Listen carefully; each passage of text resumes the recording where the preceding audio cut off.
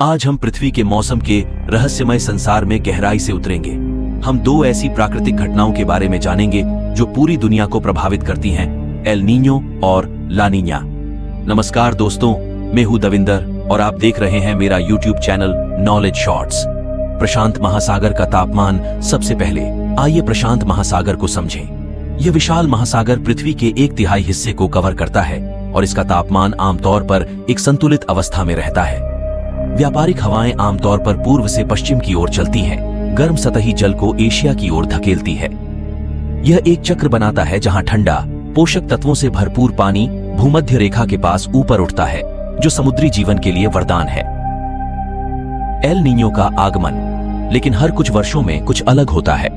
व्यापारिक हवाएं कमजोर हो जाती हैं या विपरीत दिशा में भी चलने लगती हैं। इससे गर्म सतही जल मध्य और पूर्वी प्रशांत महासागर में जमा हो जाता है।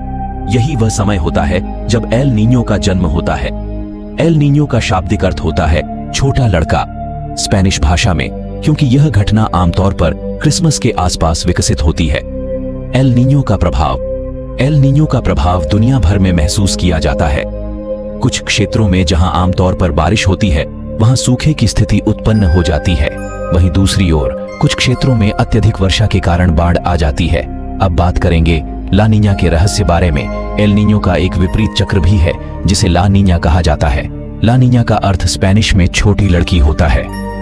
इसमें व्यापारिक हवाएं सामान्य से भी अधिक मजबूत हो जाती हैं, जो गर्म सतही जल को पश्चिम की ओर धकेलती हैं, जिसके परिणाम स्वरूप पूर्वी प्रशांत में ठंडा जल का तापमान औसत से कम हो जाता है।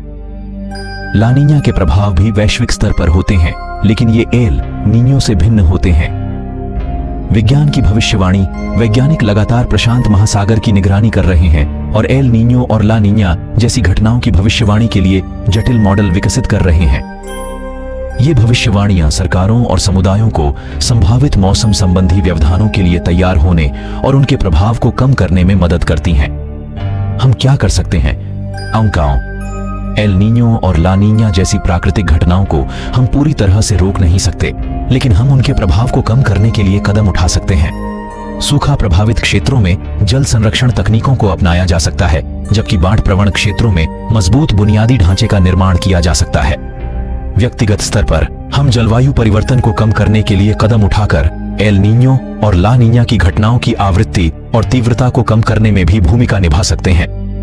एल नीño और ला नीña पृथ्वी के जटिल जलवायु प्रणाली के अद्भुत नृत्य का एक हिस्सा है। उन्हें समझने से हमें न केवल मौसम के पैटर्न की भविष्यवाणी करने में मदद मिलती है, बल्कि जलवायु परिवर्तन के प्रभावों को कम करने के लिए कदम उठाने के लिए भी प्रेरित करती है। कमेंट में हमें बताएं कि आप भविष्य के वीडियो में किस प्राकृतिक घटना के बारे में जानना चाहते हैं। लाइक बटन दबाना और अधिक विज्ञान रोमांच के लिए सब्सक्राइब करना न भूलें।